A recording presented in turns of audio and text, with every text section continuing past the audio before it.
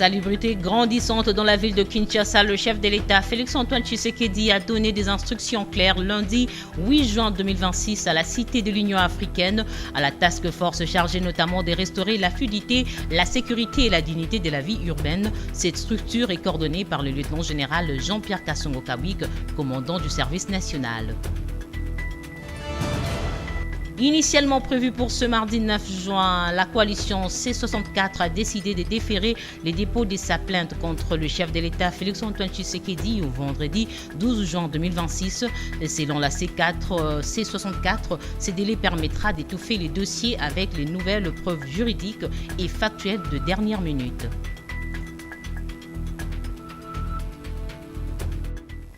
Nouveau journal sur SVTV, bienvenue à tous. Dans l'actualité, face à l'ampleur des défis liés à l'assainissement et à la salubrité de la ville de Kinshasa, le président de la République, Félix-Antoine Tshisekedi, a donné des instructions claires à la task force chargée notamment de restaurer la fluidité, la sécurité et la dignité de la vie urbaine. C'était au cours de la réunion tenue lundi 8 juin 2026 à la Cité de l'Union africaine. Le chef de l'État a réaffirmé son engagement de faire émerger des villes le plus planifiées, plus propres, plus fluides, plus sûres et plus humaines. Cette task force est une nouvelle structure placée sous l'autorité directe du chef de l'État et coordonnée par le lieutenant-général Jean-Pierre Kasongo-Kawik, commandant du service national. Également dans l'actualité, le chef de l'État Félix-Antoine Tshisekedi a reçu lundi 8 juin 2026 à la Cité de l'Union africaine le général-major Gabi Kasongo Mulumba, récemment nommé gouverneur militaire de la province de l'Ituri. Le président de la République a instruit de nouveaux gouverneurs militaires de rétablir au plus vite la paix de manière durable, l'ordre et la sécurité publique et de travailler en faveur du retour de déplacés dans leur milieu d'origine. Concernant l'épidémie d'Ebola déclaré le 15 mai dernier en Ituri, le général-major Gabi Kasongo a réaffirmé avoir reçu de consignes pour faciliter le travail des équipes qui sont à l'œuvre pour endiguer l'épidémie et ouvrir d'autres traitements dans les zones qui n'en disposent pas encore. Et la première ministre Judith Suminwa a reçu la représentante du HCR au Burundi, Brigitte Mukanga, pour faire le point sur la situation de réfugiés congolais et les perspectives de leur retour volontaire en République démocratique du Congo. L'année dernière, nous avons reçu plus de 100 000 réfugiés congolais à partir de l'Est du Congo, particulièrement de Uvira et de Bukavu et Goma, qui sont au Burundi actuellement. Et avec les autorités nationales, nous avons déjà commencé un mouvement de rapatriement, donc de faciliter le retour de quelques réfugiés qui rentrent autour de Uvira. Et donc la discussion tripartite, c'était par rapport à ça, mais aussi et surtout, puisqu'il y a certains qui rentrent, mais quand même il y a la majorité de Burundi, et les conditions de vie sont assez difficiles actuellement. Nous avons communiqué du gouvernement jusque-là, qui a apporté assistance à travers le ministère social et humanitaire avec la visite de Madame Bazaïba au Burundi, mais également à travers la Mineta en charge des affaires. Et en marge de la conférence internationale du travail à Genève, le vice-premier ministre en charge de la fonction publique, Jean-Pierre Liaou, fait le point sur les priorités de la délégation congolaise. Il réagit également à l'actualité politique en République démocratique du Congo, notamment à l'annonce d'une plainte de l'opposition contre le chef de l'État, Félix-Antoine Tshisekedi. La ville de Genève en Suisse accueille simultanément 2 rendez-vous majeurs de la gouvernance mondiale et africaine du travail ainsi que de la protection sociale, en l'occurrence la 114e session de la conférence internationale du travail et la 40e session ordinaire du Conseil de ministres de la conférence interafricaine de la prévoyance sociale, CIPRES en sigle. Et en marge de ces assises, arrivé à Genève, le vice-premier ministre, ministre de la fonction publique Jean-Pierre Liaou a fixé l'opinion sur l'objectif de sa mission officielle et a vivement dénoncé la démarche de l'opposition envisageant le dépôt d'une plainte contre le chef de l'État, Félix-Antoine Tshisekedi Tshilombo. Il est incongru, je dirais même irresponsable, de s'attaquer à la personne qui tient les commandes du pays. et qui fait traverser l'avion Congo dans une zone de turbulence. C'est une attitude suicidaire de la part de l'opposition, une attitude que je juge d'antipatriotique.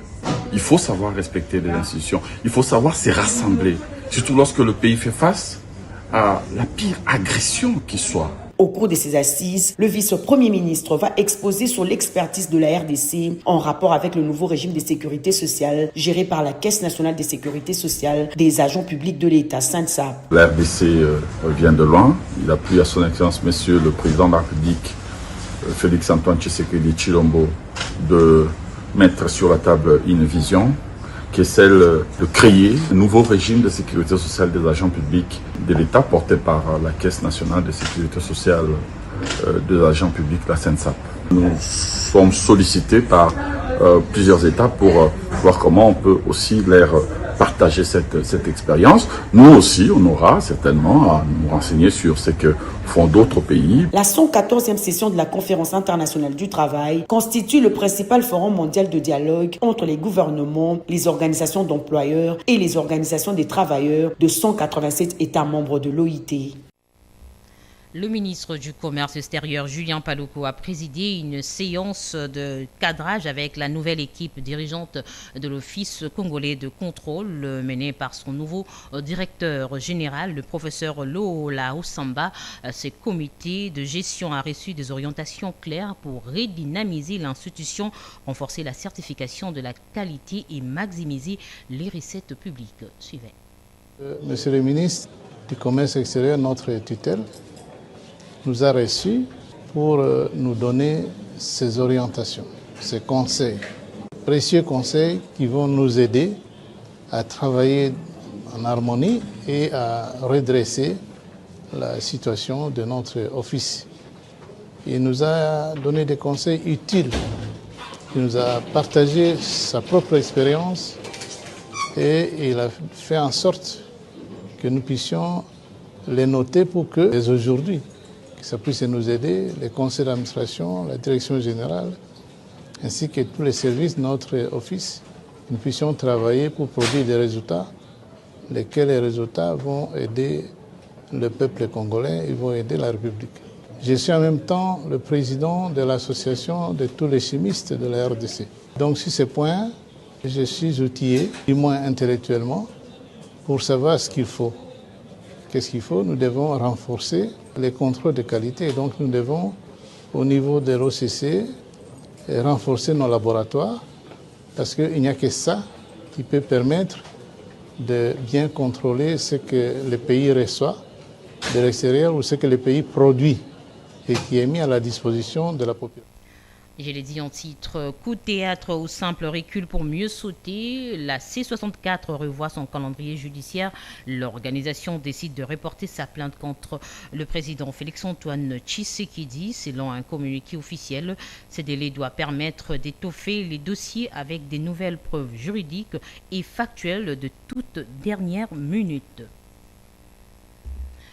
Willy Bakonga a déposé lundi 8 juin 2026 une pétition au bureau de l'Assemblée nationale fort d'une mobilisation qu'il affirme s'élever à 100 000 signatures. Le promoteur de cette initiative exige une révision profonde, voire un changement de la constitution de la République démocratique du Congo.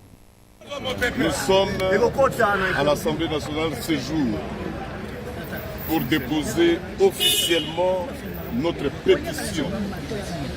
La pétition qui est une volonté clairement exprimée par le peuple pour le changement de la Constitution, l'avènement de la 4e République. Et ici, c'est l'occasion pour que le peuple confirme son engagement et sa détermination. La détermination pour ne pas reculer, puisque nous avons aujourd'hui 100 000 signatures, conformément à l'article 218, alinéa 4. Et aussi, vous savez que l'article 5 de la même Constitution confère au peuple la souveraineté nationale. On ne confère pas aux politiciens cette souveraineté. La souveraineté est aux mains du peuple. C'est le peuple qui décide. C'est le peuple qui détient le pouvoir. Et nous sommes allés consulter ces peuples-là. Nous sommes allés dans presque beaucoup de provinces. Vous nous avez vus, vous journalistes, vous nous avez vus au Congo central, à Kinshasa d'abord, Congo central, à Mbandaka. Nous sommes allés à Boende, dans la province de la Chuapa. Et de là, nous sommes finalement allés à Mbujimaï, dans la province du Kasaï oriental. Et partout, le peuple réclame le changement de la Constitution. L'actualité, c'est aussi en province où 2 événements importants dans la riposte contre la maladie à virus Ebola ont été à la une en ville de Butembo, lundi 8 juin 2026. D'abord, la décharge ou la libération d'un guéri d'Ebola au centre hospitalier Ngoté et ensuite l'ouverture officielle du centre de traitement d'Ebola dans l'enceinte de l'hôpital général de Katwa. Les 2 cérémonies ont été présidées l'une après l'autre par la coordonnatrice principale du gouverneur militaire du Nord Kivu, Priska Luanda Kamala. Ebola, M. Kambale Mauka Alphonse a été déchargé de ces virus mortels après avoir été pris en charge pendant près de 2 semaines au centre médical Ngoté dans la zone de santé de Katouanville de Butembo. Sa libération de cette structure est intervenue ce lundi 8 juin 2026 au cours d'une brève cérémonie présidée par la coordonnatrice principale du gouverneur militaire du Nord Kivu en charge de la santé, Madame Priska Luanda Kamala. Cette dernière a remis à M. Alphonse Kambale Mauka un certificat de décharge, une façon de l'autoriser à regagner sa communauté. Madame Priska Luanda Kamala explique. Après un suivi médical complet, comprenant les examens cliniques et biologiques requis, le patient a été déclaré cliniquement guéri et biologiquement négatif au test de confirmation avec les recommandations suivantes. Poursuite du suivi médical post-guérison selon les directives nationales, respect des conseils de prévention et de santé publique, participation active sur la RVE. Kambale Alphonse, vainqueur d'Ebola, et ses parents ont remercié le gouverneur Évariste Somo et le personnel soignant pour s'être souciés gratuitement de sa santé. Juste après Ngoté, la coordonnatrice principale de la santé au Nord Kivu s'est rendue à l'hôpital général de Katwa où elle a procédé à l'ouverture officielle du centre de traitement Ebola, CTE en sigle, qui va prendre en charge des malades et des cas suspects d'Ebola. Une occasion pour elle de sensibiliser la population de Butembo et de ses environs au respect des gestes barrières. Même son des cloches pour le chef de division provinciale de la santé, M.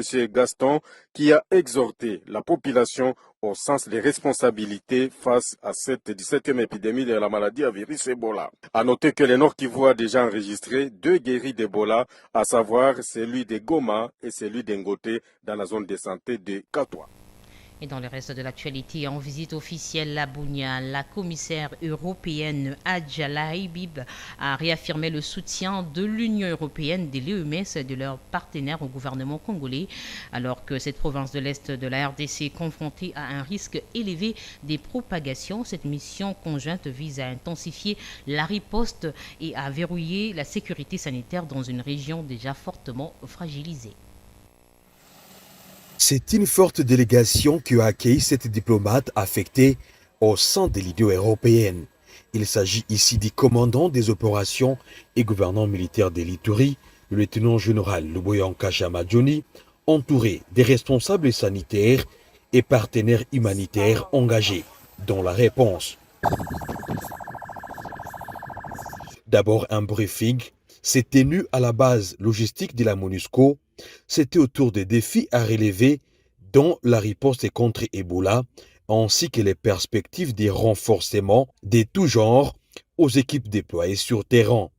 La visite du centre de traitement Ebola CTE du CME n'a pas été du reste. Là-bas, la délégation a remarqué différentes infrastructures érigées pour une meilleure prise en charge et la surveillance de la maladie. Même constat à Rwampara, l'un des points stratégiques de la riposte. À l'issue de ces visites, le lieutenant-général Luboya Kashamadjoni est resté confiant pour vaincre cette maladie. Avant, la population n'était pas très informée. Aujourd'hui, je vous parlais, n'est-ce pas, de l'infodémie, tout ce qu'on était en train de propager comme mensonges, comme des informations.